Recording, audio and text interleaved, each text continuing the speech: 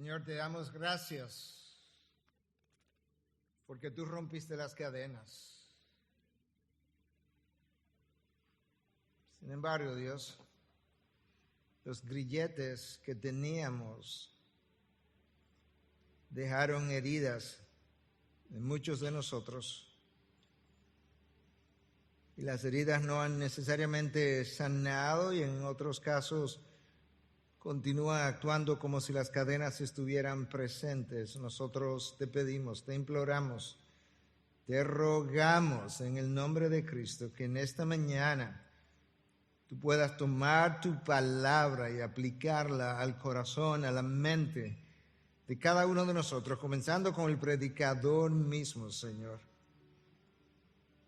Que tú puedas abrirnos los ojos, que tú puedas ayudarnos a ver en tu palabra, en primer lugar, a verte a ti, a ver en tu palabra lo que tú has revelado para nosotros vivir esta vida de este lado de la eternidad, a ver mi interior de manera que yo pueda ver qué es aquello que necesita todavía alinearse contigo, aquello que está fuera de equilibrio, aquello que está fuera de orden, Dios.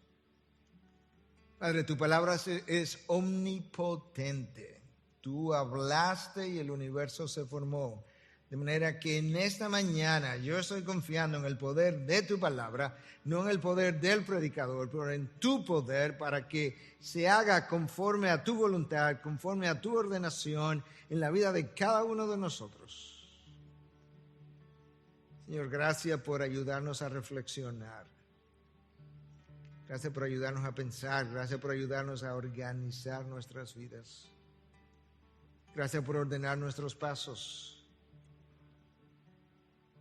Señor, tú hablaste y el universo se organizó. Habla esta mañana para que el universo personal de cada uno de nosotros sea organizado también.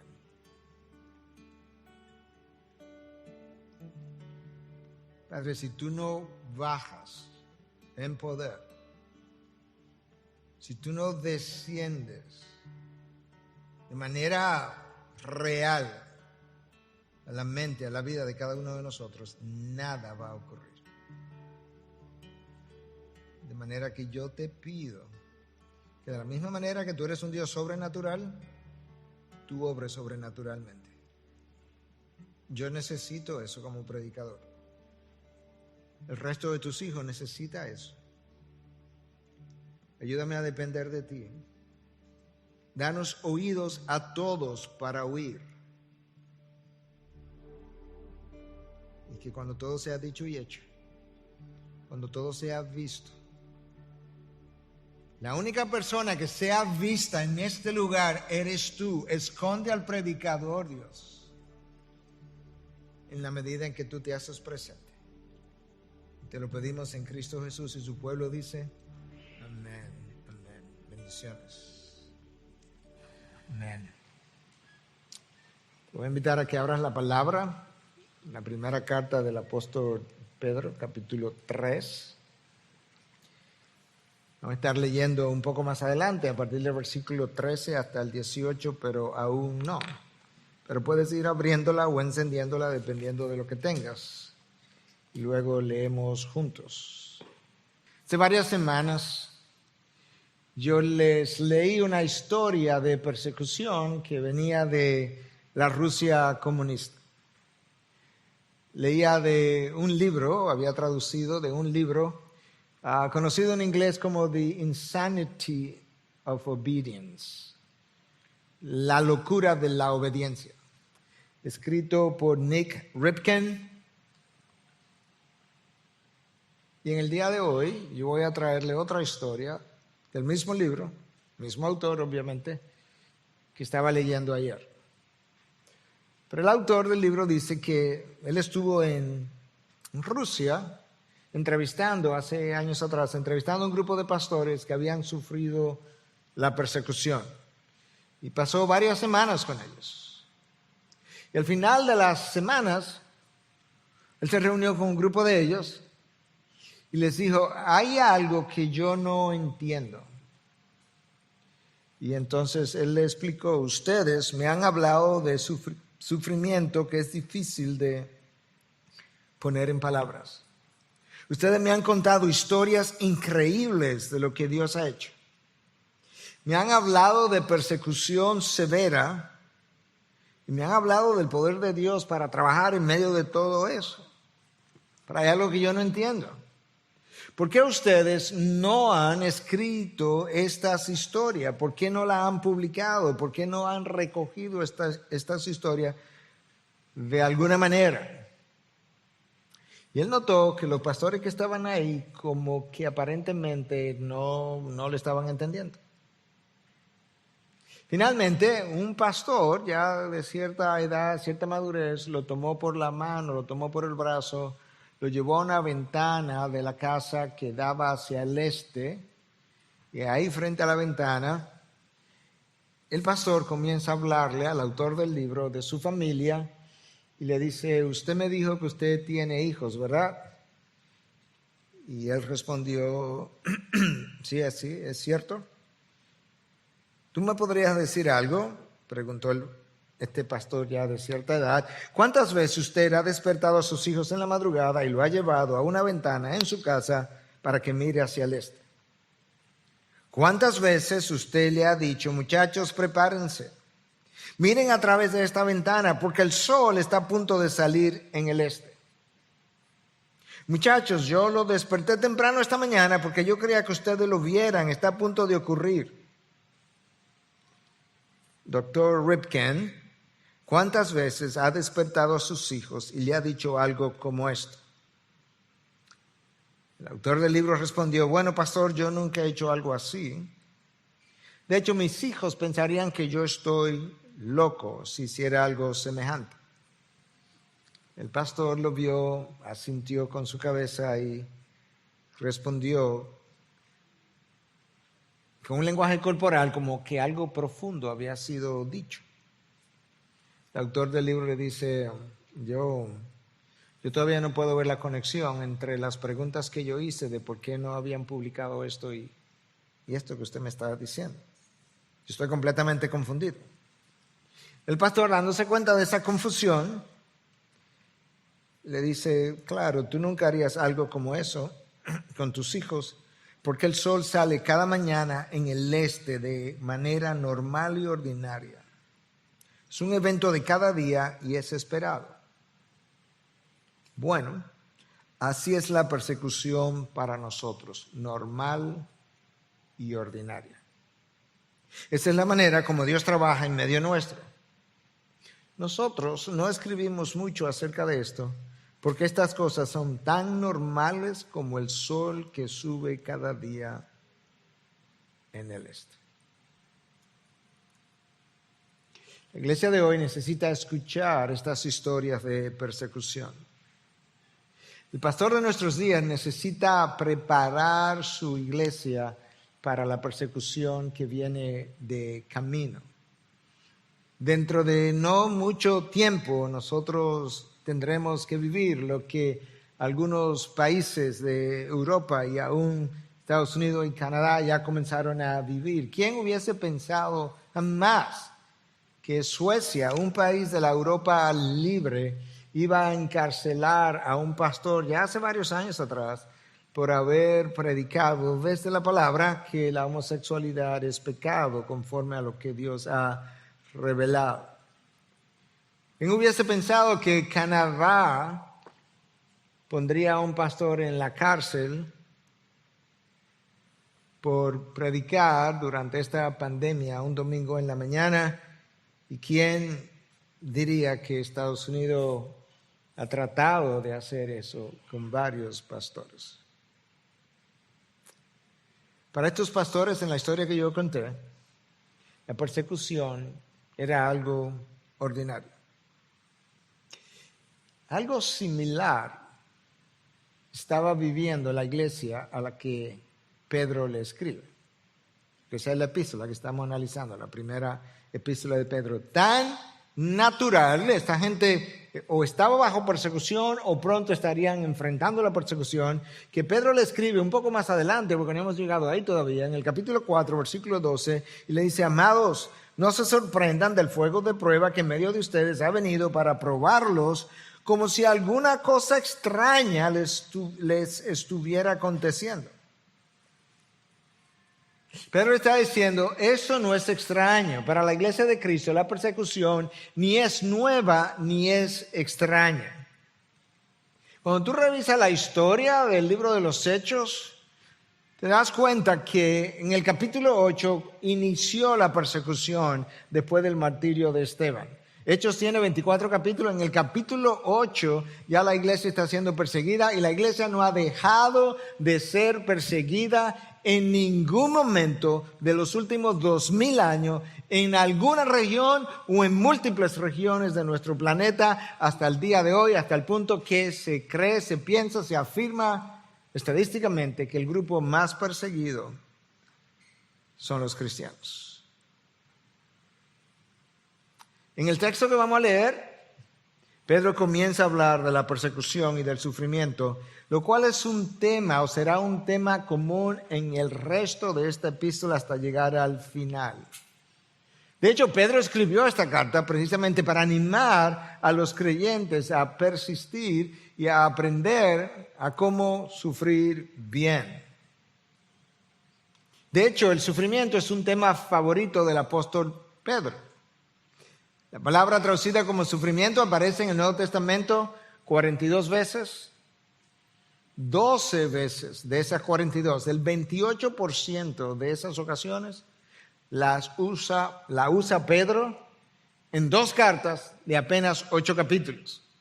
Eso te da una idea de cuán común o cuán familiar o qué tan favorito es este tema o fue este tema para el apóstol Pedro. Y con esa introducción yo quiero simplemente invitarte a que reflexiones unos segundos sobre el título de mi mensaje. Que tu sufrimiento adorne tu esperanza. Porque sale del texto. Que tu sufrimiento y el mío adorne, 3 palabras vitales, sufrimiento, adorne tu esperanza.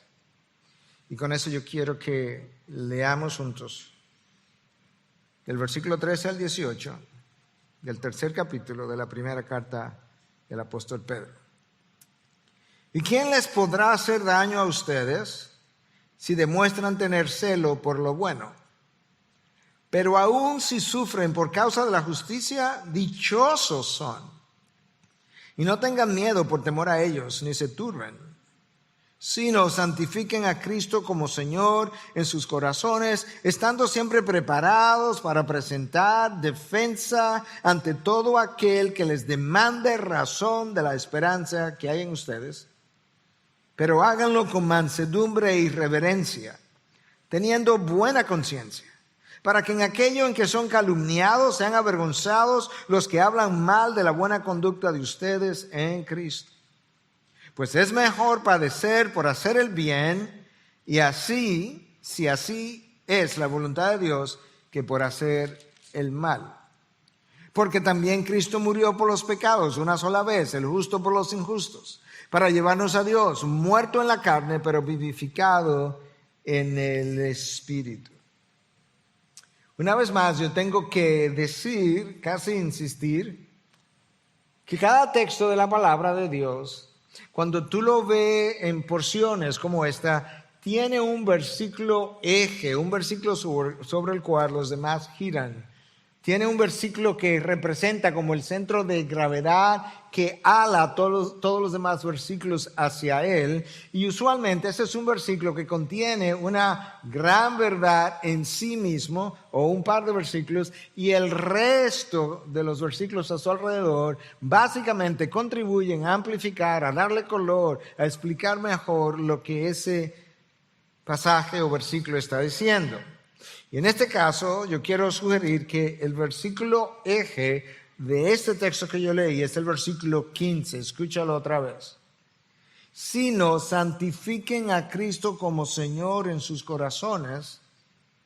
Presta atención, estando siempre preparados para presentar defensa ante todo aquel que les demande razón de la esperanza que hay en ustedes, pero háganlo con mansedumbre y reverencia. Sea lo que sea que el resto de los versículos diga, ellos tienen que tratar de conectarse y de explicar y de amplificar y darle color a esa verdad que yo acabo de mencionar.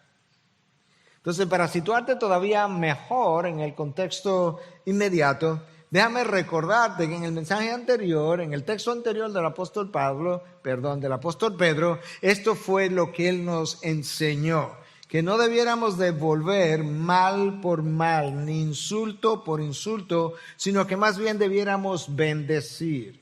Pedro nos deja ver que el pueblo de Dios y tú y yo de manera personal tenemos un llamado a hacer una bendición para los demás. No tenemos otro llamado. En el versículo 10 de ese mismo texto, Pedro nos dice que si queremos ver días buenos o tener una vida buena, cada uno de nosotros necesita, literalmente, citando ahora, refrenar su lengua del mal y sus labios no pueden hablar engaño. Si queremos disfrutar, ver una vida buena, tú y yo tenemos que hacer algo con nuestra lengua y nuestros labios, dice Pedro, y hablamos de eso en el mensaje anterior, porque mi lengua refleja la abundancia de mi corazón. Y finalmente, el versículo 11 nos llama a apartarnos del mal y a hacer el bien. En esencia, Pedro estaba definiendo y sigue definiendo lo que debe ser el estilo de vida de un creyente. Y en este caso del día de hoy, Pedro va a definir ese estilo de vida, va a describir ese estilo de vida de cómo debe ser bajo la aflicción. Y va a decir, para el resto de lo que nos queda de carta, va a hablar recurrentemente acerca de esto, de diferentes ángulos. Y él comienza entonces en el versículo 13 diciendo, ¿y quién les podrá hacer daño a ustedes si demuestran tener celo por lo bueno? O en otras traducciones, si hacen lo bueno. Nosotros no creo que haya una sola persona que haga un ejercicio de interpretación de este texto que crea que Pedro está tratando de decirnos que siempre y cuando tú hagas el bien, nunca nadie te hará el mal. Eso no puede ser bajo ninguna circunstancia, porque lo único que Pedro tendría que hacer es mirar hacia atrás y ver hacia la cruz y ver que el hombre que vivió una vida perfecta terminó clavado en un madero. Sin embargo, lo que Pedro sí está diciendo es que en sentido general, Pedro hace uso de algo que el autor del libro de Proverbios hace uso, y es que da principios de sabiduría en este caso, que en sentido general corresponden a la realidad, pero no en todos los casos. El libro de Proverbios está lleno de proverbios de ese tipo. En este caso, Pedro está diciendo, en sentido general, tú recibes lo que das. Si das insultos, recibes insultos. Pero si decides hacer lo bueno, usualmente tú recibes lo bueno.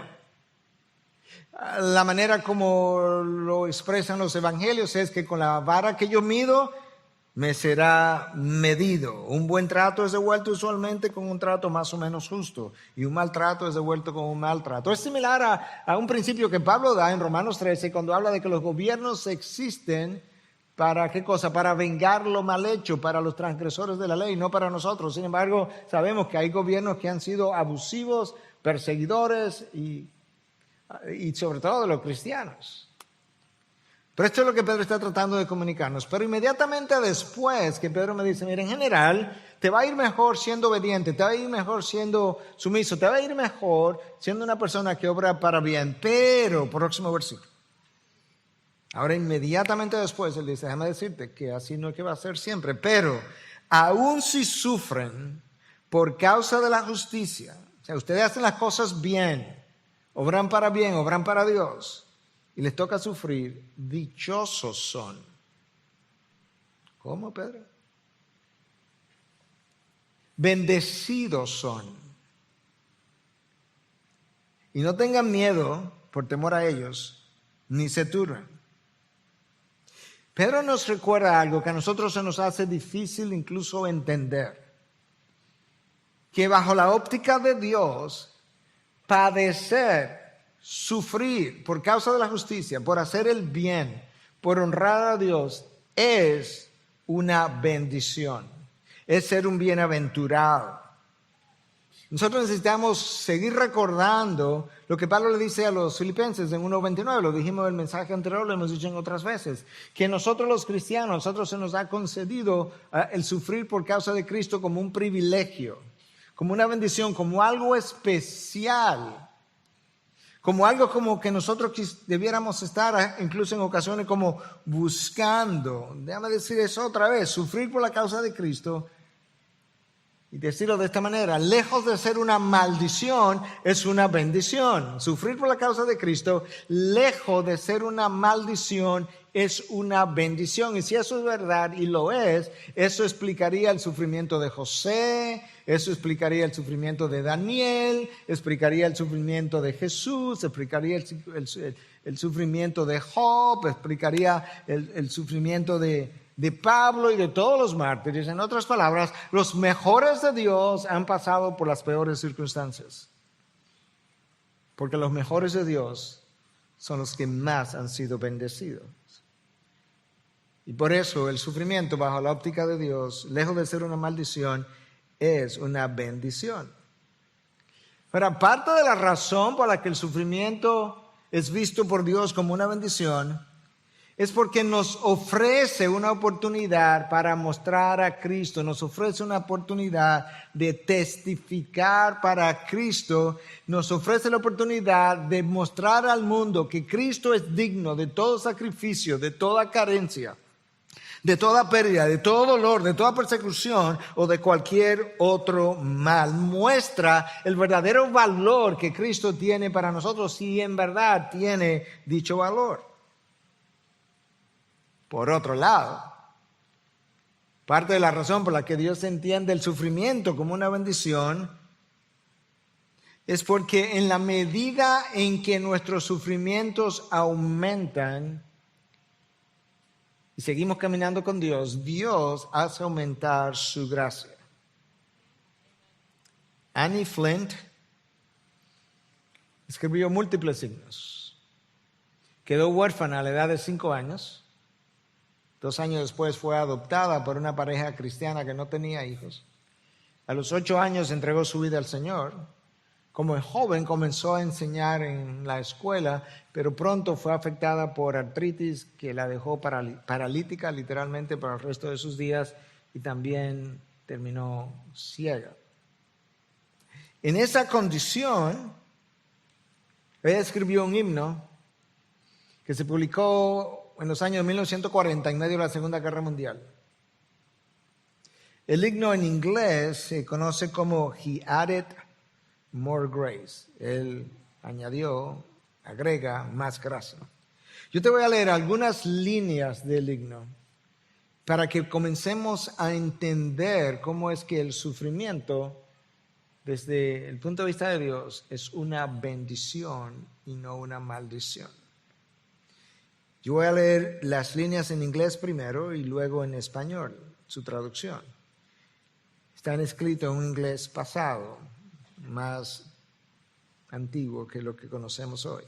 He giveth more grace when the burdens grow greater. Su gracia es mayor si las cargas aumentan. He sendeth more strength when the labors increase. Su fuerza es mayor si la carga es mayor. To added affliction, he added his mercy. Si más son las penas, mayor es su misericordia o su gracia. To multiply trials, he's multiplied peace. Si más son las pruebas, mayor es su paz. His love has no limits, su amor no tiene límites. His grace has no measure, su gracia no tiene medida. His power no boundary, none unto man, su poder no tiene límites conocidos por el hombre.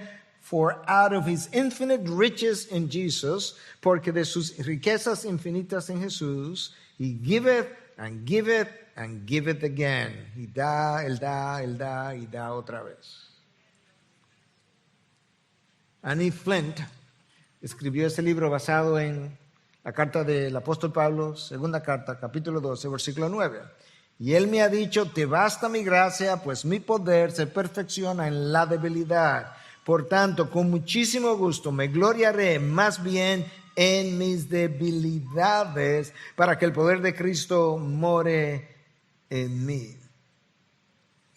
Lo que Annie Flint estaba tratando de comunicar es que en la medida en que la aflicción aumenta en tu vida y tú sabes sufrir bien, en esa misma medida tú puedes experimentar una mayor medida de gracia de parte de Dios, una mayor visitación de parte de nuestro Señor, una mayor intimidad, una mayor comunión. Y la pregunta que tú y yo tenemos que hacernos entonces es si estamos dispuestos a sufrir como ella sufrió para escribir himnos como los que ella se escribió y para tener la intimidad con Dios que ella tuvo.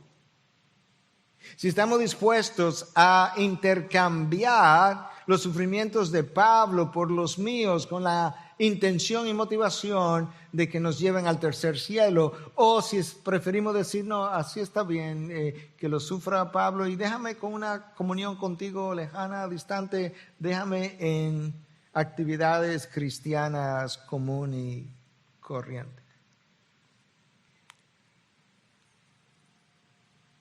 To added affliction, a mayor aflicción, mayor es su gracia, lo que implica mayor es su comunión, mayor es su presencia real conmigo. El apóstol Pedro ahí mismo nos dice en el versículo 14, y no tengan miedo, por temor a ellos ni se turben. La idea es que los hijos de Dios no debiéramos intimidarnos por aquellos, ¿verdad?, que nos amenazan, con aquellos que nos quieren quizás perseguir, aquellos que quizás quieren hacernos mal cuando estamos haciendo el bien. Es como si él dijera, oye, mira, ni pierdas el tiempo en pensar en esas cosas, porque en realidad cuando tú consideras que mayor es el que está en ti que el que está en el mundo, cuando tú piensas que Dios está por nosotros y no contra nosotros, cuando pensamos que Dios es quien libra la batalla por nosotros, y cuando pensamos que los ojos de Dios están sobre los justos y que sus oídos están atentos al clamor de los suyos, entonces nosotros no tenemos por qué preocuparnos o intimidarnos. Se cuenta que Martín Lutero solía salir a caminar en el bosque y cuando hacía eso en la mañana, él comenzaba a caminar, levantaba los brazos al ver las aves y le decía a las aves, buenos días, teólogos. Y si ustedes son los que tienen sabiduría, yo soy el tonto, porque yo me iba preocupando por todo en vez de confiar en el cuidado de mi Padre como ustedes lo hacen. Buenos días, teólogos. Requiere de fe para creer estas cosas que yo acabo de mencionar. Pero esa es una de las formas como la batalla espiritual es librada. Es una batalla de fe. Cuando Pedro escribió estas palabras del versículo 14 que yo te leí, él probablemente estaba pensando en Isaías, 700 años antes. Isaías 8, versículos 12 y 13. Ni teman lo que ellos temen, ni se aterroricen. Lo que el mundo teme, no lo teman. Al Señor de los ejércitos es a quien ustedes deben tener por santo. Sea Él su temor y sea Él su terror. En vez de temer a los hombres que nos persiguen, nosotros deberíamos temer a Dios. Cristo lo enseñó de esta manera, que dice, no tengan miedo de aquellos o temor de aquellos que solamente pueden matar el cuerpo, sino que más bien deben temer a aquel que puede matar tanto el cuerpo como el alma. ¿Y quién es ese sino Dios mismo? Y en la palabra de Dios, temer a Dios de manera primaria implica reverenciarlo, glorificarlo, exaltarlo. Pero luego de manera secundaria, también la palabra de Dios habla de un temor real que yo debo tener si no le conozco a su ira y si le conozco como hijo a su disciplina. Pero como decía alguien, nosotros tememos a Dios tampoco porque tememos al hombre demasiado. Tememos a Dios tampoco porque tememos al hombre demasiado.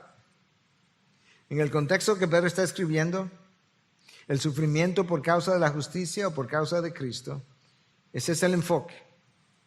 Eso es lo que Él quiere que yo entienda. Cómo yo debo responder ¿Cuál debe ser mi estilo de vida bajo esas condiciones?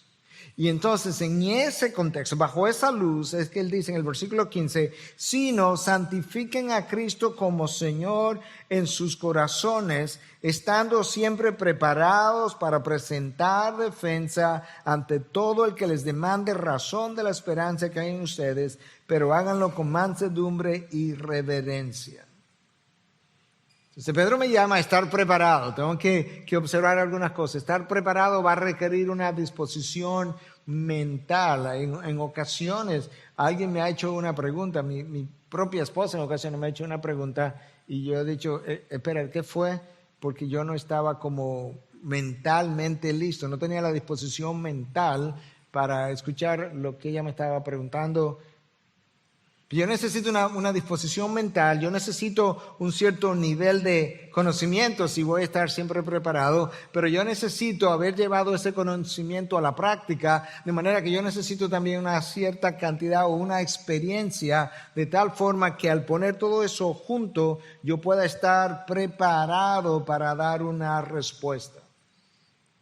Pero antes de continuar con eso, con esa idea, déjame decirte cuatro cosas, o mencionarte cuatro cosas que en ese solo versículo 15 Pedro nos dice.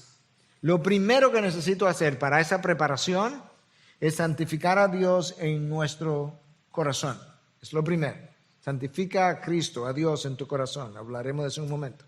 Número 2, tengo que estar preparado, pero antes de la preparación necesito santificar a Dios en mi corazón.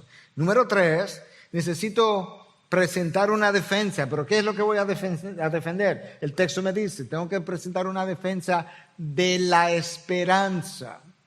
¿De cuál esperanza? Yo te dije cuál era el contexto. De la esperanza que hay en mí bajo el sufrimiento. De la esperanza que hay en mí cuando a mí me toca pasar por la aflicción. Cuando a mí me pregunte, ¿por qué es que tú esperas como esperas? ¿Por qué tú bendices cuando te maldicen? ¿Por qué devuelves bien por mal?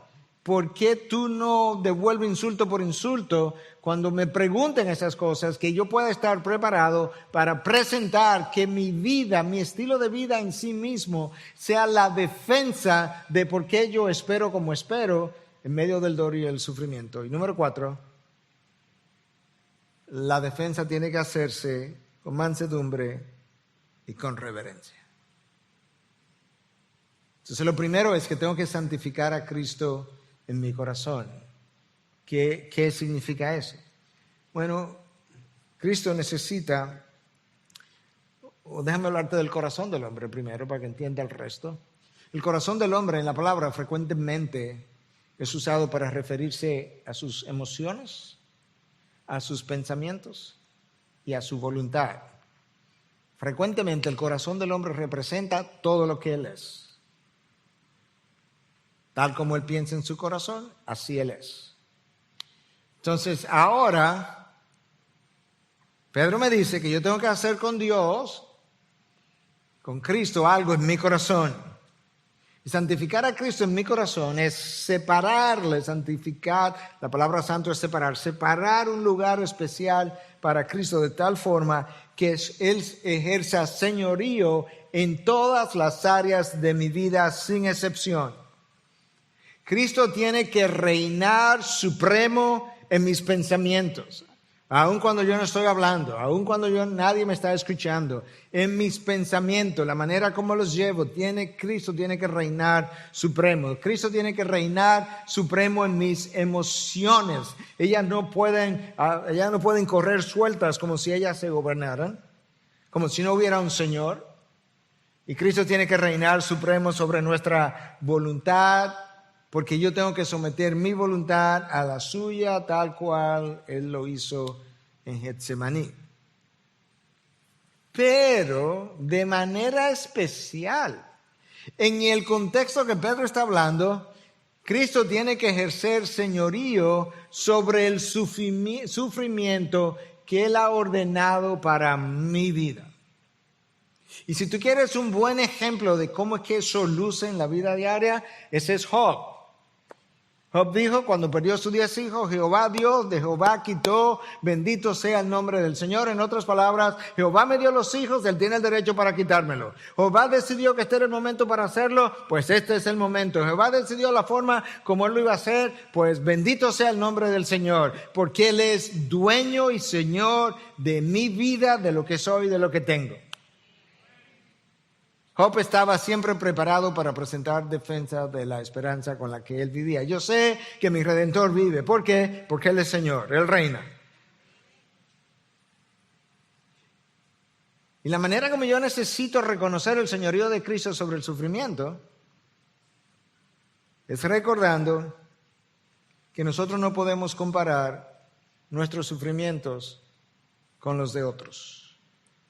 A mí no me han tocado los sufrimientos de Annie Flint, gracias a Dios. No me han tocado los sufrimientos de Job, gracias a Dios. Pero a nosotros no se nos da el derecho de elegir cuál sufrimiento yo quiero. Quizás a veces has escuchado, quizás has dicho, quizás has pensado, bueno, yo preferiría el sufrimiento aquel a esto que yo estoy sufriendo. Preferiría esta enfermedad a la otra. Preferiría esta condición a aquella otra, pero yo no tengo ese derecho de elegir. Dios elige el camino de cada uno de nosotros y luego nos dice, pero cada uno de ustedes necesitan responder de la misma manera. Un momentico, Dios, espérate, déjame ver si entendí bien. El camino que tú eliges para cada uno de nosotros es diferente, pero la respuesta es la misma. Entonces, ¿cuál es esa respuesta? Yo necesito reaccionar con sumisión, como Cristo. Sometió al Padre, con gozo, por el gozo puesto delante de Él, soportó la cruz. Con aceptación, tu voluntad y no la mía. Con glorificación de su nombre, la hora de la cruz, Él la llamó la hora de mi glorificación. Y con propósito, porque al final esto tiene una razón. En otras palabras, Dios escoge, Dios ordena la aflicción de cada uno, pero ha prescrito la misma receta para todos nosotros. Y entonces Pedro nos llama a estar siempre preparados para presentar esa defensa de la esperanza que hay en nosotros. Pero sobre todo la esperanza en medio del sufrimiento. Una vez más, ¿por qué bendecimos cuando maldicen? ¿Por qué no devolvemos mal por mal? ¿Por qué permanecemos en silencio cuando nos acusan falsamente? Bueno, ante esas preguntas nosotros reaccionamos de forma distinta a como el mundo lo hace. Y la razón por la que nosotros tenemos una esperanza, y la esperanza nos ayuda a esperar de manera distinta, es porque nosotros sabemos que tenemos una mejor vida que nos espera, una mejor morada donde vivir, un lugar de seguridad eterna, un lugar donde todos mis anhelos serán satisfechos, un lugar donde no habrá más llanto, ni dolor, ni muerte, un lugar donde todo tendrá sentido, un lugar donde no habrá injusticias, un lugar de gozo permanente, un lugar donde terminarán todas mis preguntas, un lugar donde veremos a Cristo como Él es y seremos como Él es. ¿Tú quieres una respuesta a la esperanza que hay en mí? Esa es mi respuesta. Yo tengo otra vida, otra esperanza, otra morada. Yo tengo otra eternidad que la tuya. Yo tengo otro Cristo. Yo tengo algo diferente.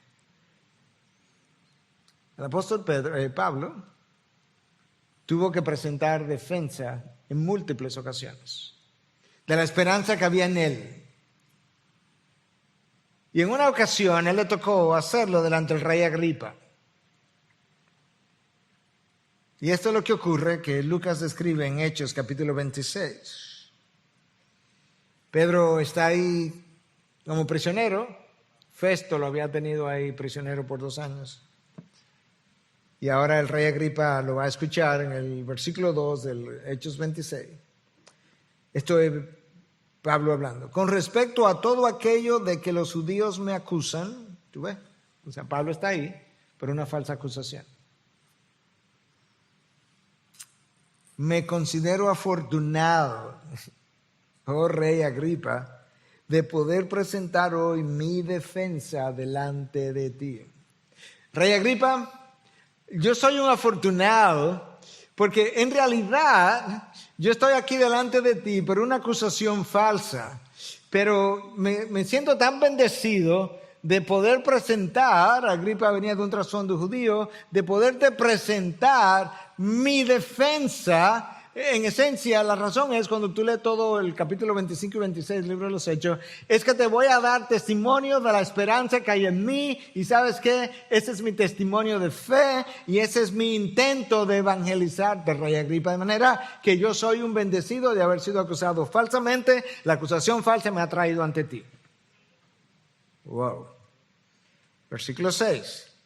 Y ahora soy sometido a juicio por la esperanza, ¿escuchaste?, de la promesa hecha por Dios a nuestros padres. A mí se me ha acusado y estoy bajo juicio porque resulta que yo tengo una esperanza que nuestros padres, Abraham, Isaac y Jacob, pusieron en Dios, y yo he creído que esa esperanza se ha cumplido en Cristo Jesús, y eso es lo que me tiene aquí testificando, brindando defensa de la esperanza que hay en mí. Y ahora Agripa está tan pegado contra la espada y la pared, como decimos nosotros, que en un momento dado le dice: Pablo, te has vuelto loco, ¿tú crees que en tan poco tiempo me vas a convertir? Y Pablo le dice: no, yo quisiera que te convirtiera tú y todos los que están contigo también.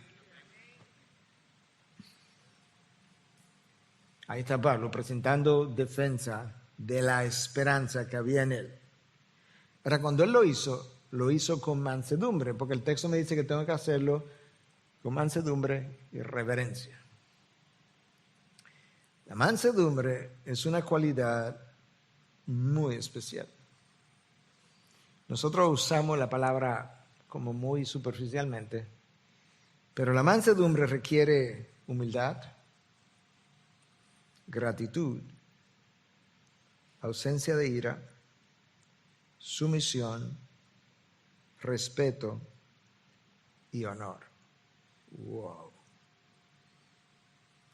Con razón dijo Cristo: aprended de mí que soy manso y humilde de corazón. ¿Cuánta gente va a reunir humildad, gratitud, ausencia de ira, sumisión, respeto y honor? Cristo. Aprended de mí. Pero Pedro me dice que tengo que hacerlo de esa manera. La defensa que presento, como Pablo lo hizo.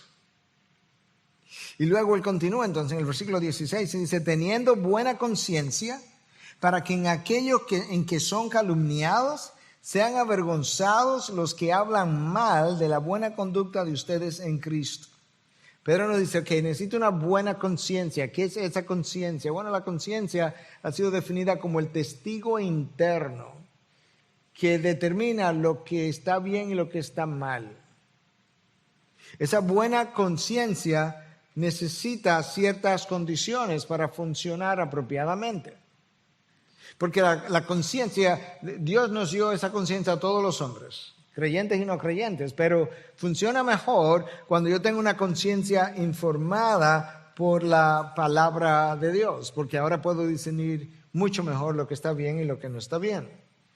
Yo necesito una conciencia sensible al pecado, porque esa conciencia puede llegar a insensibilizarse. La palabra de Dios habla de eso, hasta el punto de cauterizarse, le dice Pablo a Timoteo. Y la manera como la conciencia se hace insensible es en la medida en que nosotros nos exponemos al pecado y practicamos el pecado, y entonces de esa manera cada vez más aquello que antes me parecía pecaminoso o altamente pecaminoso me va pareciendo normal. Esa conciencia necesita estar en paz con Dios, conociendo que ha hecho todo lo que él o ella entiende que debía haber hecho, y esa conciencia necesita estar limpia de pecado hasta donde Dios nos permita hacerlo. El apóstol Pablo le escribe a los Corintios en su segunda carta, capítulo 1, versículo 12, y les dice lo siguiente: porque nuestra satisfacción es esta, el testimonio de nuestra conciencia, que en la santidad y en la sinceridad que viene de Dios, no en sabiduría carnal, sino en la gracia de Dios nos hemos conducido en el mundo y especialmente hacia ustedes. Esa tranquilidad de conciencia de que Pablo le habla a los corintios, tiene que ver justamente porque los corintios le habían acusado de ser un falso apóstol. Los corintios le habían acusado de ejercer autoridad inapropiadamente. Pablo tuvo que defender su apostolado ante ellos. Pablo tuvo que decirle a los corintios, pero ustedes ni siquiera, ábrame un espacio en su corazón, porque ustedes me han cerrado el corazón a ustedes. Y entonces Pablo ahora, en defensa de su ministerio, le dice, bueno, yo tengo que decirle que mi conciencia está tranquila porque en santidad y en sinceridad que viene de Dios nos hemos conducido en el mundo y especialmente hacia ustedes. Es a eso que Pedro llama que teniendo una buena conciencia, para que en aquellos que son calumniados sean avergonzados los que hablan mal de la buena conducta de ustedes en Cristo. Que cuando tú respondas con una buena conducta, dice Pedro, y tu conciencia esté tranquila, los acusadores de nosotros los cristianos sean avergonzados. ¿Cómo ocurre eso? Bueno, la multitud que acusó a Cristo al final fue avergonzada porque no encontraban testigos reales, tuvieron que comprar testigos. Eso es una vergüenza. Por otro lado, el Sanedrín fue avergonzado porque cuando Cristo fue delante de ellos y estaba ante Anás, y uno de los alguaciles que estaba allí de parte del Sanedrín abofeteó a Cristo, Cristo le responde, si he hablado mal, testifica en qué está el mal, y si bien, ¿por qué me golpeas? Tan sencillo como eso. Respuesta, silencio. Porque no había golpeado, no había hecho mal, y porque no tenía razón para golpearlo. Pilato de alguna manera fue avergonzado también porque él no encontró causa para acusarle y se lo envió a Herodes. Herodes fue avergonzado también porque después de entrevistarlo, de enjuiciarlo, tampoco encontró causa y se lo envió de nuevo a Pilatos. Y uno de los dos ladrones en la cruz avergonzó al otro a favor de Cristo cuando el otro estaba insultando a Cristo y el otro ladrón le dice, hey, nosotros dos estamos aquí de manera merecida, pero ningún mal ha hecho. A eso es que Pedro se está refiriendo cuando dice que tu buena conducta termine avergonzando a quienes te acusan. Sean avergonzados los que hablan mal de la buena conducta de ustedes en Cristo. Que tu buena conducta ponga en vergüenza al otro. Versículo 17. Pues es mejor padecer por hacer el bien, si así es la voluntad de Dios, que por hacer el mal. Una vez más, estas enseñanzas nos dejan ver cuán contracultural es la fe cristiana. Nosotros vivimos en un mundo de maldad, entregado al pecado, pero en ese mundo de maldad entregado al pecado, la victoria nunca se obtiene haciendo el mal, sino haciendo el bien. Dios honra el ejercicio del bien porque testifica de él, exalta su nombre, pone el poder del evangelio en despliegue. Y esta es la razón por la que Cristo enseña en el Sermón del Monte. Dice, bienaventurados aquellos que han sido perseguidos por causa de la justicia, pues de ellos es el reino de los cielos. Bienaventurados, benditos. Bienaventurados, bendecidos serán cuando los insulten y persigan y digan todo género de mal contra ustedes falsamente por causa de mí. Regocíjense y alégrense, porque la recompensa de ustedes en los cielos es grande, porque así persiguieron a los profetas que fueron antes de ustedes. Señor, mira lo que están diciendo en Twitter de mí. Señor, mira lo que salió en Facebook. Señor, mira lo que están diciendo esta gente. Y el Señor me dice, tú eres un bendecido. En serio que todo esto que están diciendo en contra mía es una bendición, porque no se siente como una bendición. Bienaventurado tú eres, porque grande es tu recompensa en los cielos. Wow. Al final de la historia, al final del texto más bien, el apóstol Pedro me da la razón, la motivación, la explicación para nosotros sufrir bien. Y al mismo tiempo me quita cualquier razón para yo no querer sufrir bien. Versículo 18 y último.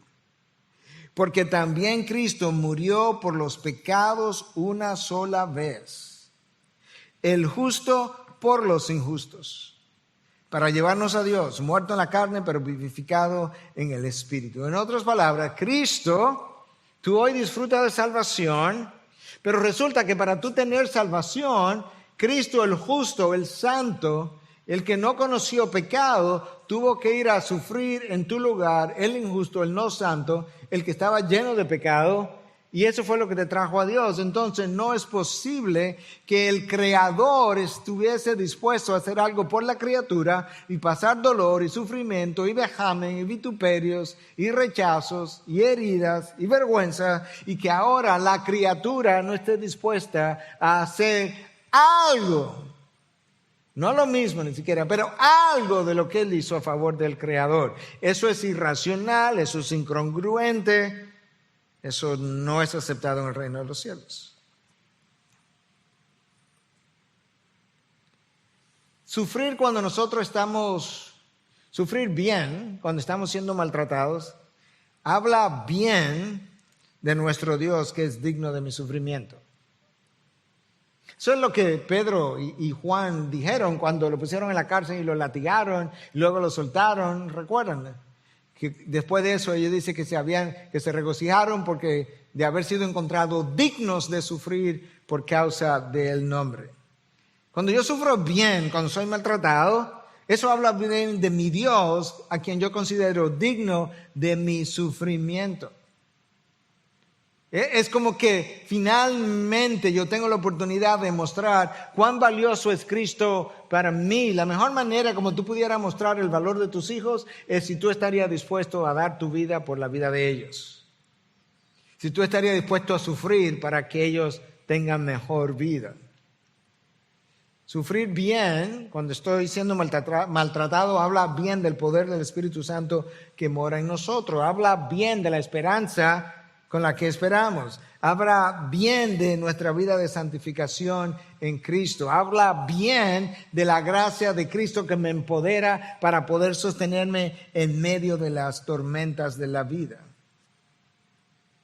Entonces, ¿qué es lo que necesitamos para poder sufrir como Cristo sufrió? En este caso, como Pedro sufrió, Pablo sufrió, como otros han sufrido, como esos pastores con los que comencé al inicio del sermón de hoy. ¿Qué es lo que se requiere para nosotros poder sufrir de la misma manera? Y después de haberlo pensado mucho y rumiado mucho, yo creo que es sumamente sencillo, es solamente una línea y es una gran verdad. Lo que tú y yo requerimos única y exclusivamente es valorar a Cristo mucho más de lo que hasta ahora tú y yo lo hemos valorado.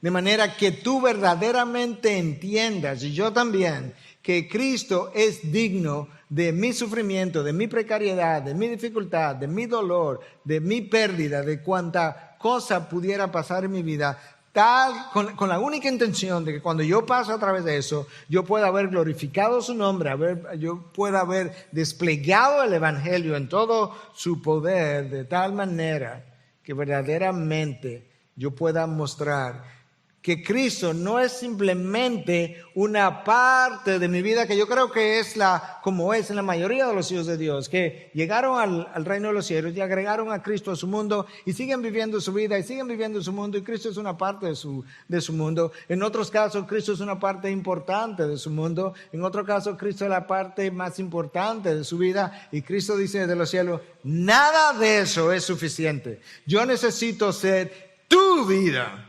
De manera que tú puedas decir: para mí el vivir es Cristo.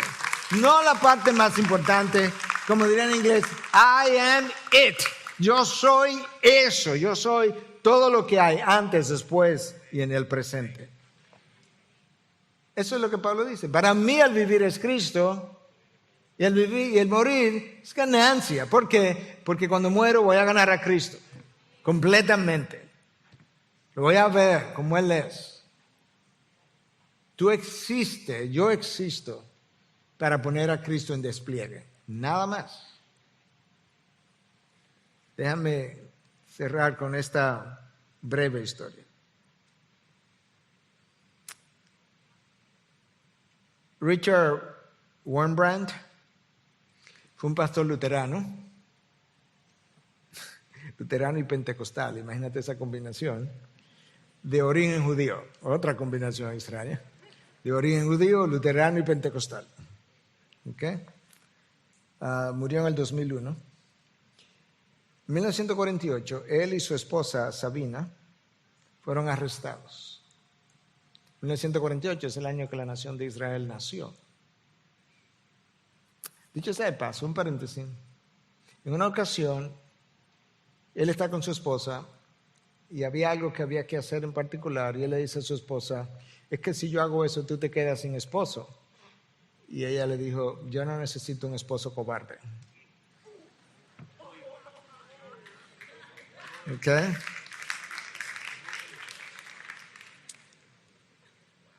Richard Wurmbrand pasó 14 años preso. Y él fue conocido como uno de los principales detractores del comunismo. De hecho, él estaba convencido de que había una relación entre el comunismo y Satanás. Creo que tiene razón. Escucha lo que él dice después que salió de la cárcel. Estaba estrictamente prohibido predicar a otros prisioneros. Se entendía que quien fuera sorprendido haciendo esto recibiría una fuerte golpiza. Algunos de nosotros decidimos pagar el precio por el privilegio de predicar. Así que aceptamos sus términos, los términos de los comunistas. Fue un trato hecho. Nosotros predicábamos y ellos nos golpeaban. Nosotros estábamos felices predicando, ellos estaban felices golpeándonos. Así que todos estábamos felices. ¿Ok? Ese es el trato. ¿Cuál es el contrato? Tú predicas, yo te golpeo. Eso es trato hecho. Yo predico y estoy contento. Tú me golpeas y estás contento. Nadie está descontento. ¿Cuándo tú haces eso? Cuando Cristo vale la golpiza. Cuando Cristo vale la golpiza una y otra vez. Cuando la salvación de los perdidos en Cristo, por Cristo y para Cristo vale lo que debe valer. Cuando el evangelio de Cristo y ponerlo en despliegue y exaltar a Cristo tiene el valor que debe tener y verdaderamente para ti el vivir es Cristo, entonces tú puedes decir lo que Richard Wurmbrand dijo. Tenemos un trato. Nosotros predicamos a Cristo, tú nos golpeas, tú feliz, nosotros también, todos felices. Padre, gracias por empoderar hombres y mujeres del pasado a través de tu gracia para que ellos pudieran poner a Cristo en despliegue de la misma manera que Cristo puso al Padre en despliegue cuando fue a la cruz. Señor, gracias que el mismo Espíritu de Dios que descendió y ungió al unigénito es el Espíritu que ha descendido y ha venido a morar en nosotros. De manera que teniendo a Cristo como modelo, quien sufrió como injusto siendo justo, nosotros también podamos sufrir de una misma manera. Ayúdanos a decir, para mí el vivir es Cristo. Gracias una y mil veces. Gracias. En tu nombre, Jesús. Amén. Amén. Gracias por acceder a este recurso. Espero que haya sido de gran bendición para tu vida. Te sugiero que te suscribas a este canal de forma que tú puedas recibir notificación la próxima vez que hayamos subido un nuevo recurso que pueda servirte de instrucción y bendición.